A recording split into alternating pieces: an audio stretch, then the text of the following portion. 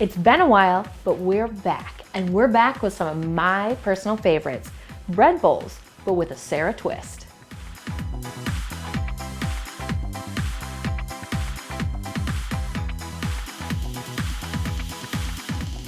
I love bread bowls. That's why everything you're gonna see today is in some sort of bread bowl. So we're gonna start with an appetizer because there's nothing better, in my opinion, with a bread bowl than that time when you can rip a chunk off the bowl and scoop it into some melty cheese. So I have some favorite mix-ins that I'm gonna show you today. So we're actually gonna start by candying walnuts. So we've got 1 cup of walnuts, we have 1/3 of a cup of dark brown sugar, and we're gonna start by melting about a tablespoon of butter. So I'm gonna put that into my pan and I'm going to melt it. So let's melt that up. So my butter is almost all melted. I'm gonna add in my dark brown sugar. Now there is light brown sugar and there is dark brown sugar, and we want the dark brown sugar because it's gonna have more molasses in it and we're gonna get more of a candied walnut vibe. All right, so we don't even have to wait for this to all melt down. Now what I'm gonna do is dump in my 1 cup of walnuts, start heating those up as well, and I'm just going to continuously stir this until all of the sugar is melted onto the walnuts and they're nice and evenly coated.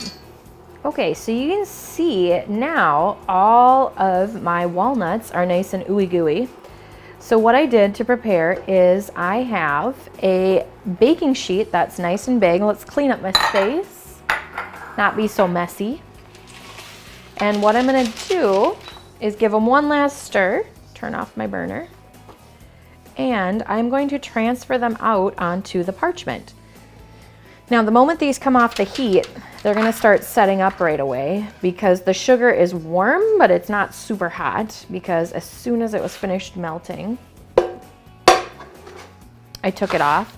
So what I'm gonna do, it sounds silly, but this pan's pretty large for this. I'm going to spread these out as much as I possibly can. Some of them are naturally gonna stick together because of that sugar.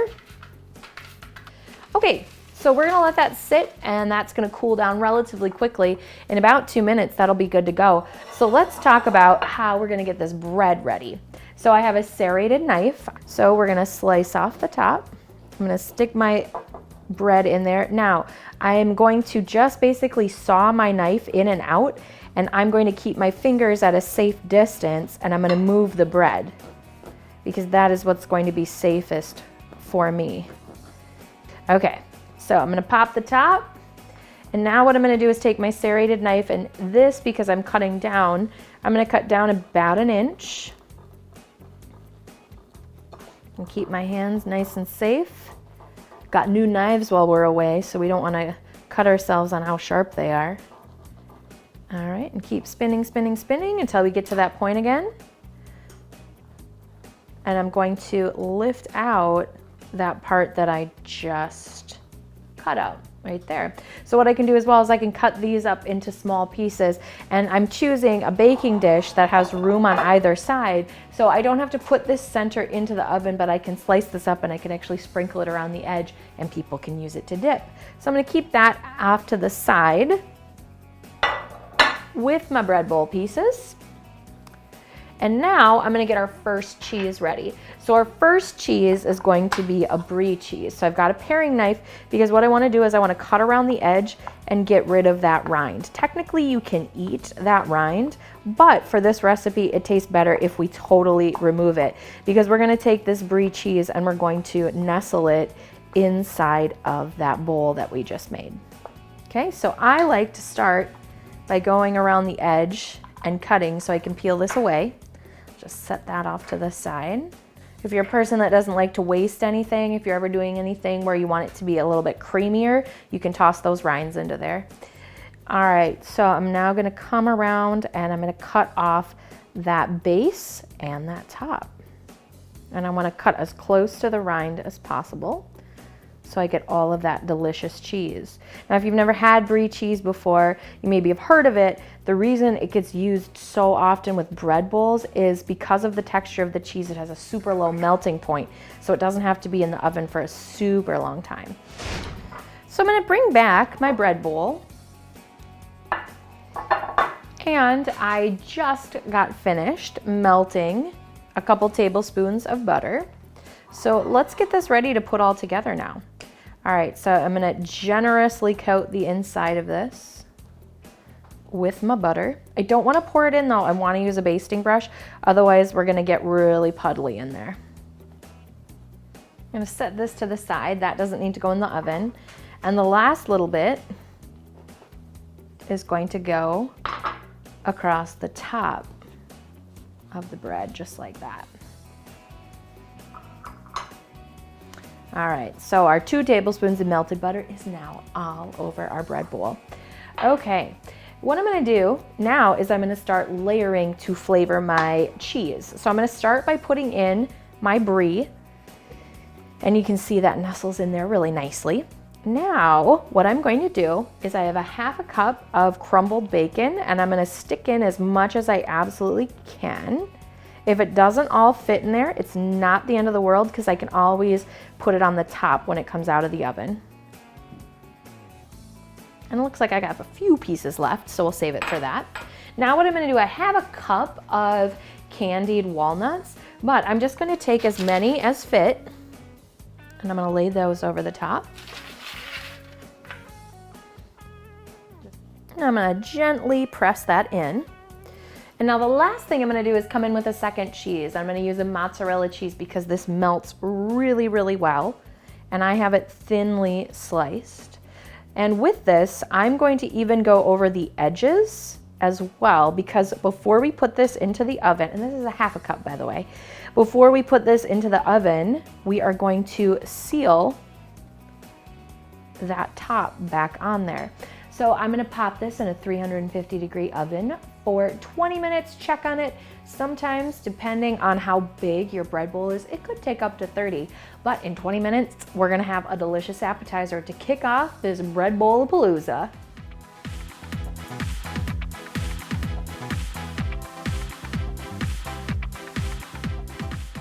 One of our absolute favorites is having chicken pot pie, but then it's always you cut into it and it kind of oozes everywhere, which is delicious. But if you don't finish the whole pot pie, then how do you store it for leftovers? And then how do you reheat the leftovers? Oh my gosh, it becomes such a big deal. So we're gonna make individual pot pies with small little bread bowls. So I'm gonna take my paring knife again, or not paring knife, my serrated knife, and I am going to come around and cut the top off of my roll. So with this, the filling that I'm about to show you technically fills 6 rolls this size. We're gonna make that many, but the beautiful thing about this chicken pot pie filling is you could make this, it would make enough for 6 chicken pot pies, but if you wanted to, you could just make 2 that night and then you could freeze some of it. When you freeze it, it lasts a really long time. I've had it in my freezer as long as a year, and the flavor, the texture, it doesn't change at all. So with this, I now have all of my extra pieces scooped out. I'm gonna save those because once I cook up my bread bowl and once I fill it with chicken pot pie and start eating it, I might wish that I had more bread to dip up all that delicious gravy we're about to make too. So I've got some melted butter, and I'm gonna take my melted butter and I'm gonna coat the inside of my bread bowl just so it's a little bit firmer, because what we're gonna do is, now that I've got this coated, I'm gonna put it on a parchment lined pan. What I'm gonna do is I'm gonna actually toast these inside of the oven. If I want to, I can toast the top as well, because then it'll give it a little bit more texture. And I'm gonna do this to 6 different rolls, so I'm ready for my filling. So I have all of my bread bowls ready, and like I said, we're gonna pop these into a 350-degree oven, and we're gonna check on them after about 10 minutes because we want them toasted and warm. And once these are in the oven, it's time to start our filling. So for our filling, we are going to start, while our bread is toasting, by melting actually a third. I almost said 3 tablespoons. We want a third of a cup of butter. So now what I'm gonna do is I'm going to add 1/3 of a cup of flour, but I'm gonna instantly start stirring right away because this is going to be the base of our roux because we're going to make a gravy. So I'm gonna stir, stir, stir. It's gonna look a little clumpy. Don't fret, as long as you're stirring the whole time, it'll be great, grand, and wonderful. If you don't stir it, you're gonna get some lumpy gravy though. So stir, stir, stir, stir, stir, stir, stir, stir. All right, so I've got those incorporated. Because it's a third of a cup, I could take that risk of just dumping it. If you get a half a cup or more, sometimes you run into issues. So now I've got a half a cup of milk and I'm gonna add a little bit and I'm gonna stir to combine. This can separate, so this one I'm gonna be a little more cautious about. So I don't want that. And now it's gonna look a little chunkier even again. You're gonna think, oh my gosh, what are you doing, Sarah? But we're not gonna give up on it. I'm gonna keep going, and I've got my last third, and I'm gonna stir, stir, stir. And it's gonna come back all together to make a gravy. You just gotta be patient. So you can see it looks a little bit pasty, but it's not chunky. It's nice and smooth and creamy. I would give it the texture of like 2 mashed potatoes, not the number 2, like overly mashed potatoes. So now I'm gonna bring in my next liquid to finish off this gravy, which is 1 1/3 cups of chicken broth, not stock. I want chicken broth. And now it's gonna look real lumpy again, but we're gonna start with our stirring and we're gonna keep stirring until we've got a gravy. So we've stirred to combine everything, and now we've got a real nice liquid. What I'm going to do is I'm going to add in a 1/2 teaspoon of salt and a 1/4 teaspoon of pepper. And I'm gonna mix this all together, and I'm gonna turn up the heat, and now we're gonna thicken up this gravy before we add in our chicken and our vegetables. So you can see it's really nice and bubbly. It's thickening well. If I pull it up, I can now draw a line through my scraper, and it's all set, good to go, nice and thick. So what I'm gonna do now is I'm going to bring in 2 cups of just frozen vegetables. Just a nice assortment that you are comfortable with. I'm going with carrots, peas, corn, and green beans. And now I'm gonna stir, stir, stir, fold those in.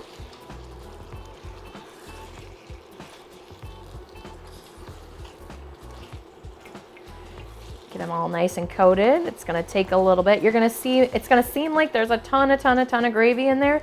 Well, there is, because we still need to add the chicken to our chicken pot pie. So for this recipe, I'm gonna add 2.5 cups of chicken. This is just leftover chicken from another recipe. You could make chicken specifically for this. You can use light meat, you can use dark meat. You can kind of do your own thing.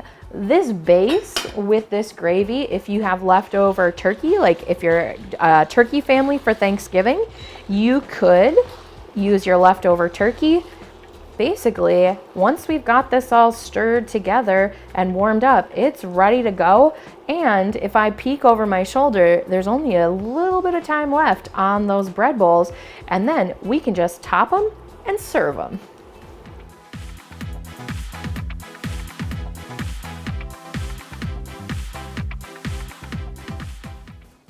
If you remember a few years ago, my grandma was here when we shot our awesome Thanksgiving pie recipe. If you haven't tried any of those recipes, head over to the Aprons Optional Facebook page. It's so delicious. But sometimes you want a pie, but you just don't have time for all the steps. So this apple pie, we're going to use a sourdough loaf of bread that you can get at the grocery store. So I've got 5 apples. I'm going to start by peeling my apples. If you've got a fancy apple corer, some people like have way fancier machines, but you can just use an apple peeler or a vegetable peeler like I'm doing right now. But I'm just gonna take off all of the skin of the apple, and then I'm gonna dice it up into fine pieces. Now that we have all of our apples free of skin, I'm going to cut off the top and the bottom of the apple just to make it as safe as possible. And I'm gonna cut them down around the core, so I have these little half moon pieces. So when you do this, you're gonna end up with 4 pieces all together. And now what I'm going to do is just thinly slice them. I want them to be about 1/4 of an inch thick. So So with this, you can use a lot of different kinds of apples. You can use a mixture of apples. You could go all Granny Smith. But with this, people in my house, they like their sweets. So I'm going with a sweeter apple. All right, so we just finished up our apples. If I needed to take a break for some reason, I could get by with putting lemon juice on them and letting them sit and coming back to it later, which is totally fine because in this recipe, we're now gonna start dressing this up. I have 2 tablespoons of lemon juice, and I'm just gonna toss all the lemon juice around before I do anything else. So with that lemon juice, I'm now gonna bring in a 1/4 cup of sugar. So then we've got our 1/4 cup of light brown sugar as well. Now I'm gonna stir all that up before I add my next couple pieces. It's starting to look apple pie-y. Pie-y? I don't know. Starting to look like apple pie filling. So now to this, I'm also going to season it up. Oops, I see. Sometimes when you put in your light brown sugar, you'll get a little bit of clumpage right away from all of the juices that are coming out of the apple. So I just took my rubber scraper and smooshed those apart. All right, so now I'm gonna add a 1/2 teaspoon of cinnamon. I'm also going to grab a generous pinch of salt. That's gonna make those flavors pop. And now I'm gonna stir, stir, stir, like I can't stir anymore. And then I'll have my filling done. So let's slide this out of the way and let's get our pie crust. Ooh, pie crust ready. So with this, I have a piece of parchment paper on a baking sheet and I have a loaf of sourdough bread from the grocery store. What I'm gonna do is I'm gonna take a serrated knife and I'm going to slice around the edges, but I'm gonna be really careful of my fingers because we don't want any owies. And I'm gonna keep going around and around and around and around and around. I'm gonna rotate my pan, keep my fingies safe. And now I can pop my top. I'm gonna lay this to the side and I'm going to score a little bit with my knife, but I don't wanna cut all the way down to the bottom. We don't want any leakages. So far we're 2 for 2 being leak free. And I'm gonna take my fingers and let's go 3 for 3 and take out the extra bread in the middle. That extra bread in the middle, we can save it because it's sourdough bread. We can cut it up into cubes, we can toast it, we can toss it in some olive oil before we toast it, make some croutons, season them up with your favorite herbs. Oh, easy peasy. And then we've got no waste either. So now with my apple pie filling, I'm going to scoop this into my crust, but I'm gonna do it little batches at a time. And the reason I'm doing that is when I hollowed it out, I can actually nestle in, and if I want to, I'll probably just take my fingers. I can tuck that in under the lip that I just carved away. So you can see I'm taking my larger pieces of apple and I'm nestling them underneath that lip because I want to stuff this with as much apple-y goodness as I possibly can and not waste any of that space. So this is the part where you're thinking, okay, you're getting a little ridiculous with the amount of apples you have in there because it's kind of a giant mountain. You want to get this really nice and poofy. I'll call it poofy because as these apple cooks, they're going to get smaller and smaller and cook down. So having this nice layer on the top is going to be pretty gosh darn perfect. So the last thing I'm going to do just for deliciousness is I'm going to pour a little bit of sugary apple juice over the top. So I've cleaned up around my space as well as my fingers. So what I'm going to do is I'm going to take the top of my sourdough. And I know it looks pretty gosh darn silly, but remember, as this cooks, it's gonna mush down and down and down and down. But I'm gonna give it a gentle push just to get it going. Now what I'm gonna do is take a basting brush, and I have 2 tablespoons here of melted butter that I've let sit a little bit. So melted it down, and now it's a little pasty again. And I'm gonna come in and I'm gonna brush the top of this. This is gonna give it a nice golden brown crust. And then there's one last little ingredient that seems silly, like, oh my gosh, Sarah, what are you thinking? But but it's gonna make a world of difference. So I've got this nice and coated now with this butter. What I'm gonna do is come in with turbinado sugar. So if you've never used this before, you can see it's really big pieces. So with this, what I'm gonna do is I'm going to sprinkle this all over the outside. So these big crusty pieces, ooh, crusty sounds awful. These big chunky pieces of sugar are gonna give it a nice crispy crust. All right, last thing I'm gonna do, just so this doesn't make a mess in my oven, is I'm gonna wrap this up in some tin foil, put it back on top of my parchment paper. That way there's gonna be some that oozes out naturally with all the liquid in the apples. So the tin foil will catch it, but then the parchment paper is an extra layer of protection so any sugar doesn't burn onto my pan. So we're gonna pop it into a 375-degree oven for 1 hour, and then we've got apple pie.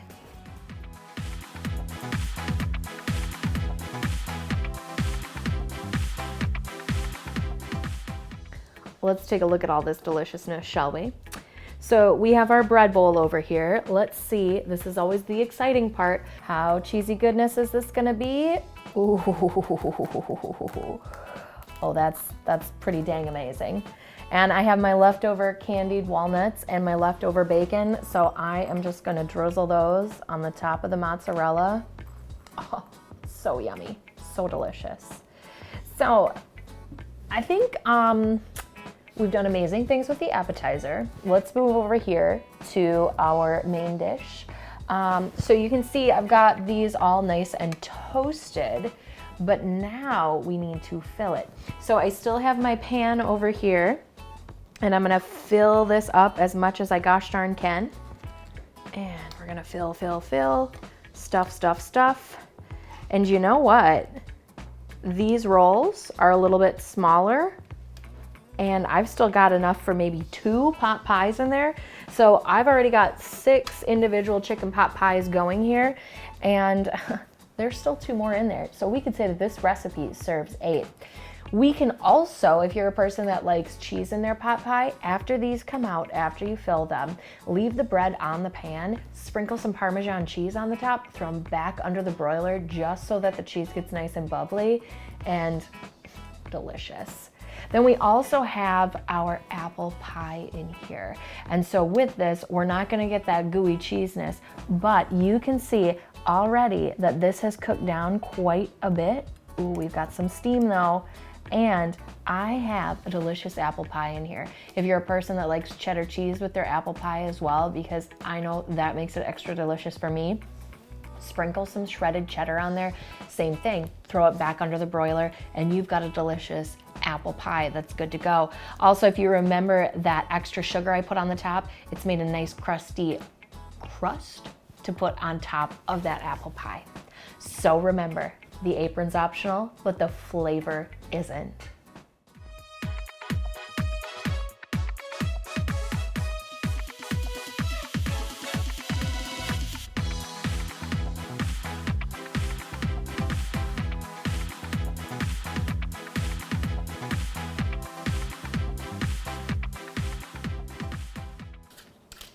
Ow, my fingy. I hate vegetable peelers with fiery passion.